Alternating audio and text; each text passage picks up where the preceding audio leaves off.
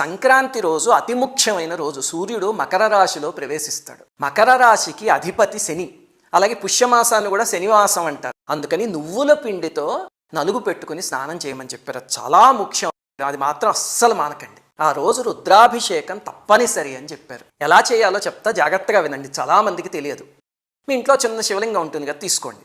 పైన పేరిన నెయ్యి కొంచెం శివలింగం పైన పెట్టండి. అంటే గట్టిగా ఉన్న నెయ్యి పెట్టి, తర్వాత కరిగిన నెయ్యి ఉంటుంది, అంటే వేడిగా ఉన్నది కాదు, శివలింగం మీద అలా పోయకూడదు కదా, చల్లారి కరిగింది ఉంటుంది కదా, దాంతో అభిషేకం చేస్తూ, నేను మీకు గతంలో 10 నిమిషాల్లో రుద్రాభిషేకం ఎలా చేసుకోవాలి అని చిన్న ప్రొసీజర్ చెప్పాను కదా, చాలా శక్తివంతమైనది.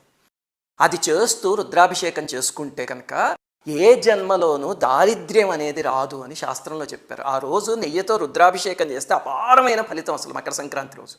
అందుకని ఒక 10 నిమిషాలు వెచ్చించండి ఖచ్చితంగా.